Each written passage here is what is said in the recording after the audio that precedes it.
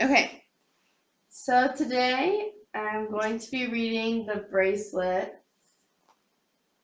It is written by Yoshiko Uchida and illustrated by Joanna Yardley. So first, we're just going to take a picture walk of the book.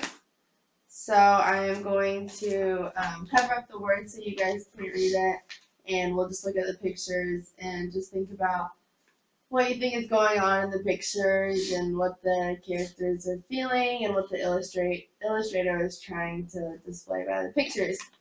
And then we'll talk about it later and then during the picture walk too.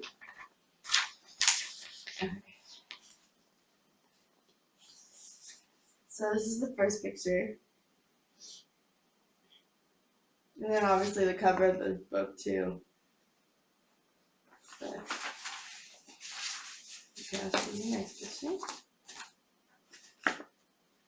Do you think she looks happy or sad in this picture? Sad. Yeah, I agree. Okay, I'm just gonna do this. Here's the second picture. Can you see it? I can't see it. She still looks sad. Looks like she got sick to her room. Yeah. Yeah. Which would make her sad. Make me sad. Good point about sad. Good illustration. Okay. Here's the second picture. Or third picture. That blonde girl looks mean. Yeah. I But don't she like also looks like she has a present. So I Or don't maybe know. she's selling something. She's probably she's selling sad. a Maybe she's a bracelet. door-to-door salesman. So you think the blonde girl looks mean? Her face A is mean all salesman.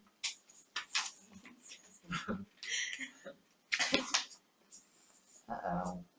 Here's the next picture. Oh. She bought it. That's not what she was saying. Must be Maybe she was saying sorry. I think she brought her a bracelet that she lost. Ooh. Maybe. Yeah, I just Maybe she stole her bracelet and Spoiler came to say alert. sorry. Yeah, maybe. Ooh, Okay.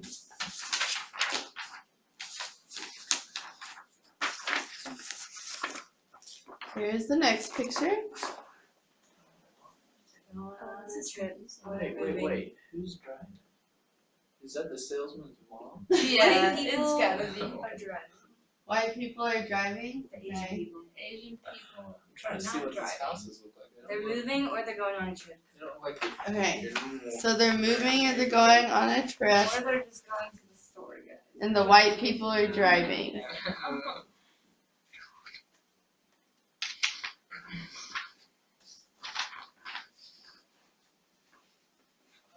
Train station? Are they being deported? Oh no. So what was the girl? Wait. bracelet Bring about? that back.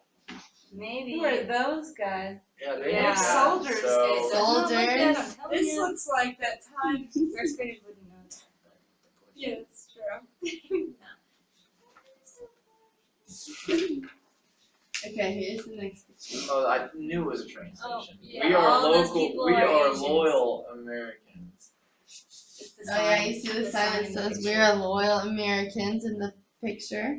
I think they're being Nice deported. job. Yeah. they're being deported. Because only Asian people are on Oh, that and train. that was her friend. I was She just was with- hugging She was goodbye. giving her that bracelet. The What? present. Yeah, that's it. Okay. What a good illustrator. Yeah. Oh, is that the Brooklyn Bridge? Or San San Francisco? San Francisco. So they're going Okay. back Or to the out of the Pacific, city. you know, go back to Asia. Okay. Well, here's another Or one. not. Is that their new house? It looks That looks like kinda a like different country. It looks like The house- less of a house than they had before. Yeah. Yeah, like not an American. Not as good. Oh, Okay, so it does kind of look like a house. Here's another picture. Oh yeah, that's even less of a house. And they don't have lights. That's a Flashlight. cheap It flashlight. appears that they're walking outside. It doesn't even look like woods though. It's just Maybe, mud. what are they doing though? Looking for something Looking in for the the dark. bracelet? Going to the Did she bathroom? drop the bracelet? Maybe the bathroom.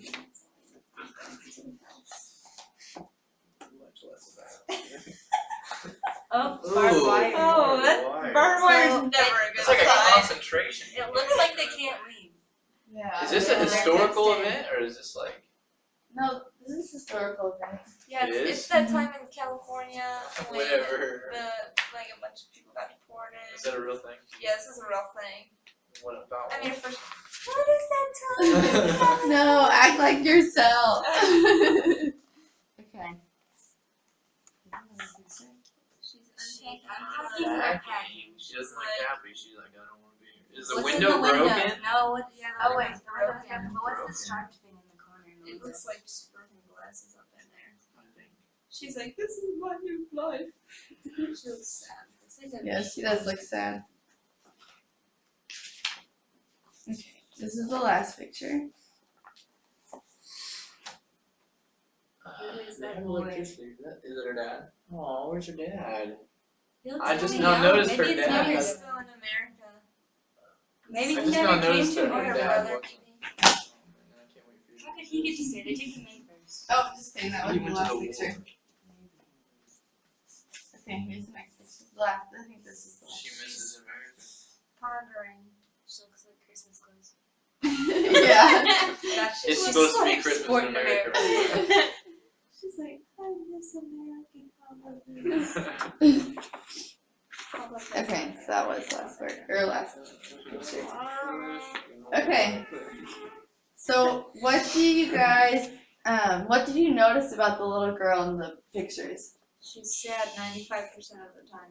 Yeah. All of the time, actually. She's young. She's young. She looks sad. She. Had one white friend Had one white and friend. had to go away. Yeah. So what do you think is happening, like in the book? Being reported. Yeah. Who's being deported?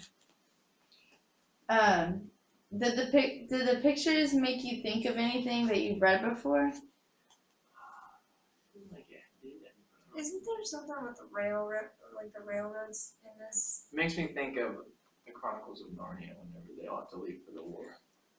The Oh, train, yeah. They all go to the train. Oh yeah, And yeah. the little girl kind of dresses like the little girl. in the Yeah. That's the connection. Yeah, Cocky first grade. And how did the pictures make you feel? I know. Sad. Yeah. Yeah. Okay. So now I'm going to start reading our book, The Bracelet. I'll actually read it now instead of just showing you the pictures. It says, Emmy didn't want her big sister to see her cry. She wiped the tears away quickly, but couldn't wipe away the sadness inside. It's almost time to go, her mother called, and Emmy knew they would have to leave their home soon. She looked around her room. It was as empty now as the rest of the house, like a gift box with no gift inside, filled with a lot of nothing. Emmy closed her eyes and tried to remember how it had looked.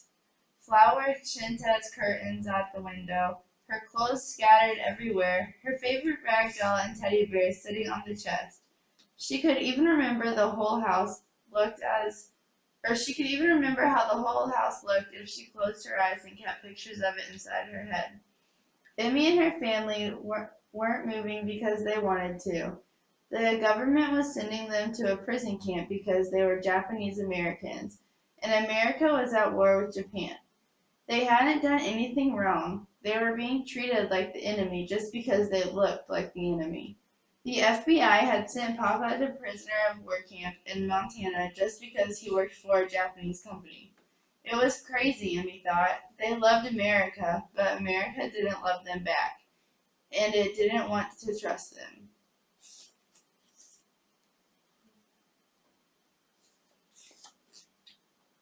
Does everyone know what FBI is? No, Okay, please guys. explain.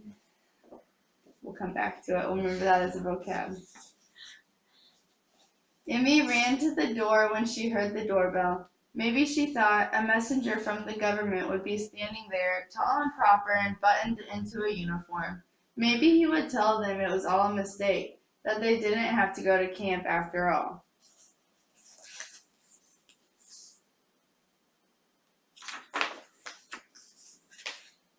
But when Emmy opened the door, it wasn't a messenger at all. It was her best friend, Lori Madison, who was in the second grade with her. She hadn't come to walk to school with Emmy, and she hadn't come to ask her to go roller skating. She hadn't come to show her a new dress or to ask her to go to the store with her either. She came with a gift, as though she'd come for a birthday party.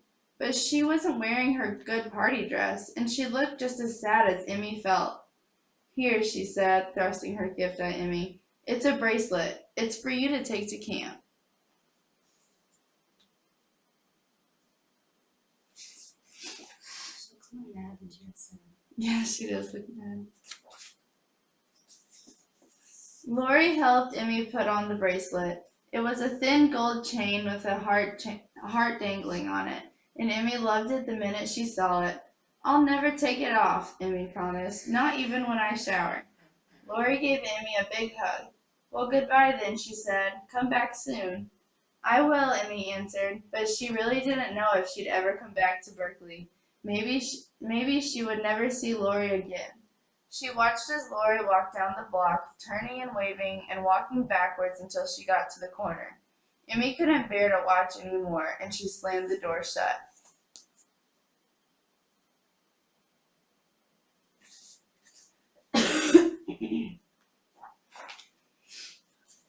When the doorbell rang again, it was their neighbor, Mrs. Sampson.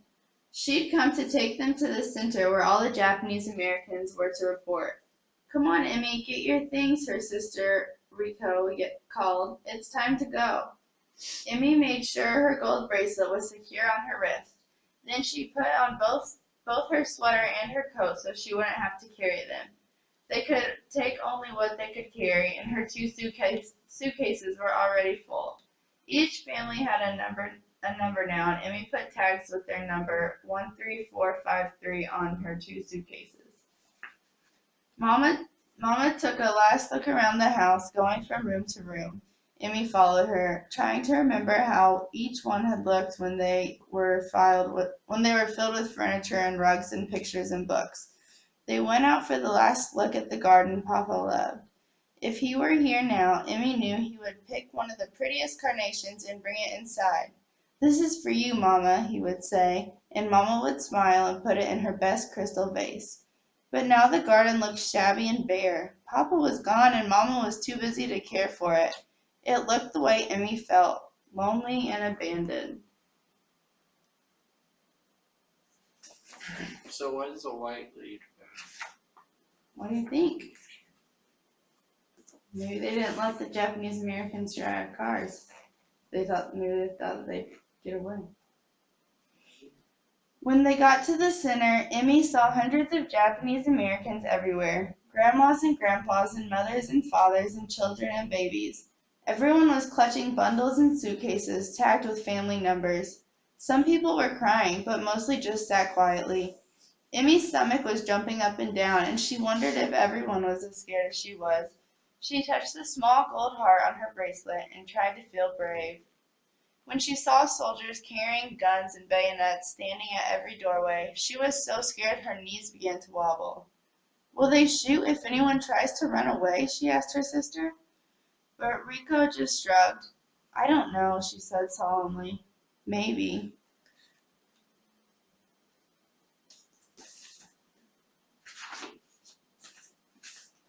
Soon it was time for everyone to board the buses lined up at the curb.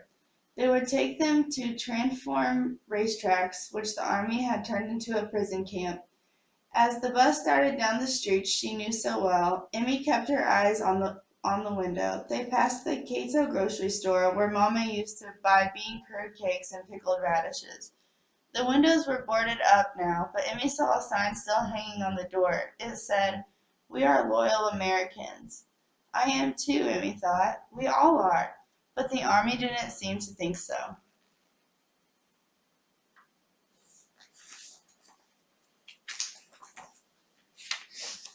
The bus sped down the water's edge and crossed the Bay Bridge, looking silvery in the sun. Goodbye, bridge, Emmy whispered. Goodbye, San Francisco Bay. Goodbye, seagulls. Emmy glanced at her sister sitting next to her and could tell she was trying hard not to cry. Stupid army, Rico was muttering. Stupid war. And then they were at the transform racetracks. There was a barbed wire fence all around it and guard towers at each corner. Armed guards swung open the gates to let the buses in and then closed them so no one could get out. They were locked in.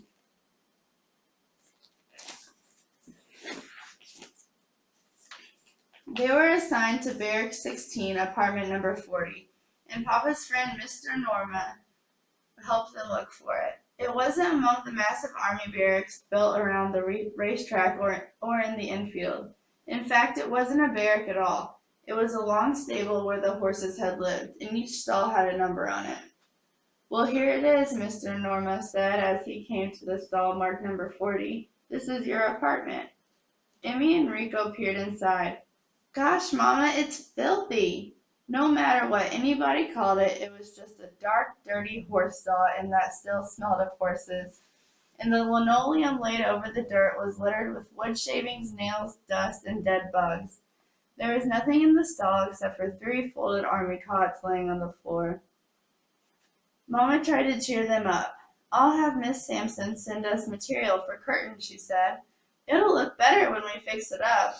But Emmy could tell Mama just felt as bad as she did, and no one could think of anything more to say. Mr. Norma went to get the mattresses for them. I'd better hurry before they're all gone, he said. He rushed off because he didn't want to see Emmy's mother cry. But she didn't cry. She just went out to borrow a broom and swept out the dust and dirt and bugs.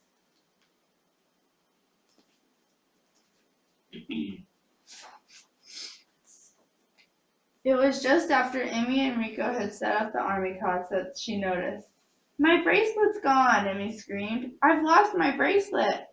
Emmy looked in every corner of their stall and along the ramp that led to their stable. Mama and Rico helped her, but no one could find it. It was getting dark, but Mama got her flashlight and they walked back along the racetrack, retracing every step they'd taken. The track was muddy and full of puddles the rain had left the day before. They looked and looked, but they couldn't find Emmy's bracelet anywhere. Been writing about a lot of it. It was time now to have supper at the grandstand. Emmy stood with Mama and Rico at the end of a long weaving line, each of them clutching a plate and fork. But all she could think of was her bracelet. Already she'd lost the one thing that would help her remember her best friend. Emmy wanted to cry.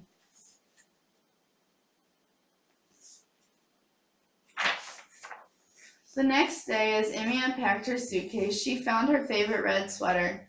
She remembered how she and Lori had both worn their red sweaters on the first day of school. They'd had matching lunch boxes, too. And after school, they'd gone to fly kites in the vacant lot near home. Emmy would just see their red and yellow kites dancing in the wind.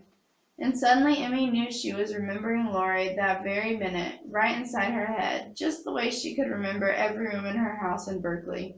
Maybe, she thought, she didn't really need a bracelet to remember Lori after all.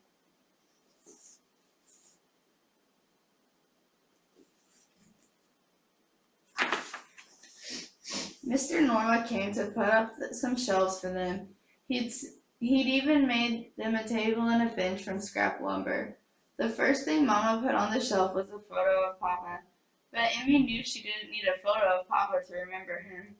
It was as though Mama had the same thought. You know, Emmy, she said, you don't need a bracelet to remember Lori any more than we need a photo to remember Papa, our home, or all the friends and things that we loved and left behind.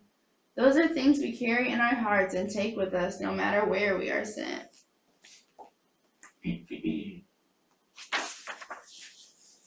Emmy knew Mama was right. They would soon be sent to a camp in the Utah desert, but Lori would still be in her heart, and even there.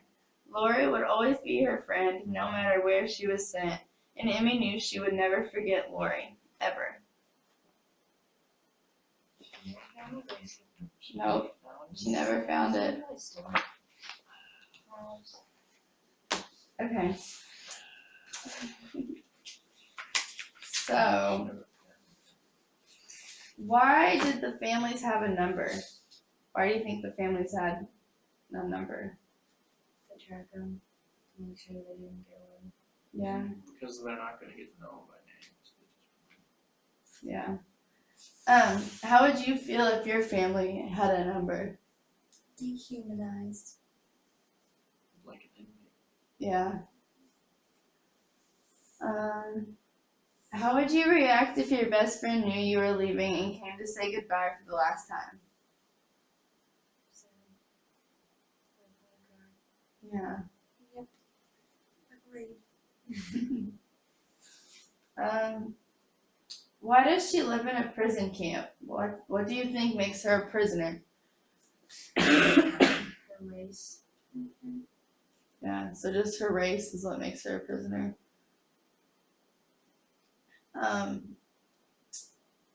How has America changed since that sad time in 1942?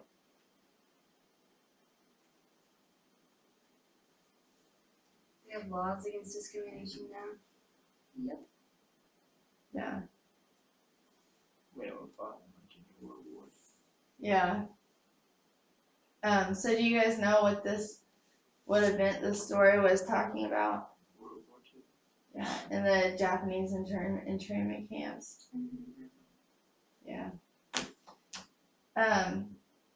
So what do the we already kind of talked about the illustrations, but what do the illustrations tell you about the characters and the settings in the book? How they felt and what they were doing. And what they were. Yeah. And like they were all sad in all the pictures. Yeah, and you could tell like that they were in San Francisco because the bridge and then you could tell. Yeah, you could tell. They went to a totally new place. Yeah. How are the characters and setting represented in the illustrations, and how does it make you feel? So we already kind of talked about this too. You just said it makes you feel sad, like the way that the illustrations were written. Especially at the end, like living in a stable on the barbed wire and stuff. Yeah. Whose point of view does the illustration show?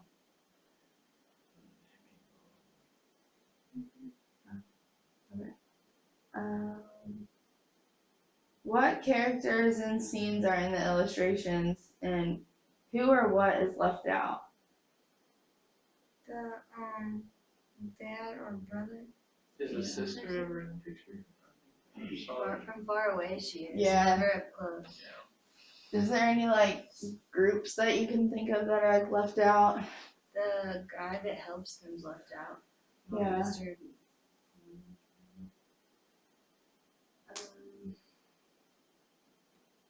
Any of the white people besides Besides just the friend. Yeah. So it's never really shows the perspective from like the white people's perspective. Like whether they were happy that they were shipping them out or if they were. Yeah. Well, we know that the friend is sad, but that's the only Yeah. person that we have. How might the illustrator have depicted the scene differently?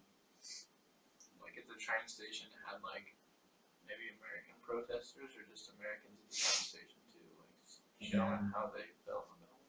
Yeah, that's a good idea. Okay, so now that we've read the book, we've talked about what happened, and you all seem like it makes you feel pretty sad, like, because we're white people, and white people are the ones that did that to the Japanese people. Oh, okay, well, we're all, Almost all white. Or like almost all white. 3/4. What can we do to educate, or what can we do to take action?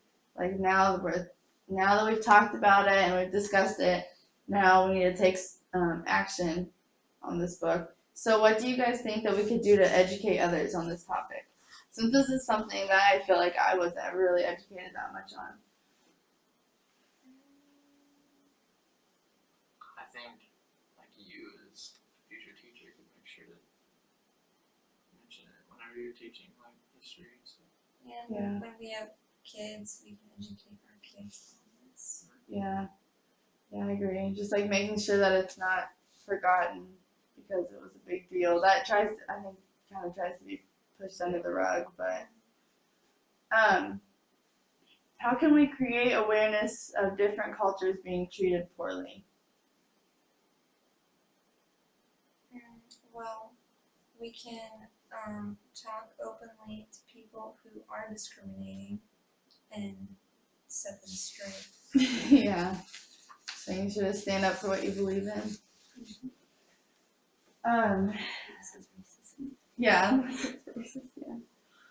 Okay. Well, some of the possible actions I came up with was like a peace walk.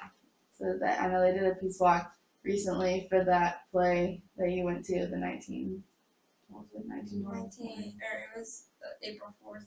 Yeah, April 4th. And then I also thought about writing like I'm sorry cards to families that were affected by internment camps, and then also like acting out a play and then inviting the public so they can like see what happens. And this book would be a great book to turn into a play, I think. So, okay, well, do you guys have any questions? Any last comments? Why do you think she never found the bracelet? I don't know. I always wondered why she never found the bracelet, but I think maybe it's just like another reason that the author put in to show that she doesn't need physical things to remember her friends and her good times from the past. Like another side note, like another like mini lesson of like you don't need like not material things that are important. Yeah. Okay. Anything else? Okay. Thank you. Oh, what? Did they stay in America or did they go back to Japan? It said that they were going to another camp in the Utah desert, and so that's where it went off. But yeah. Okay.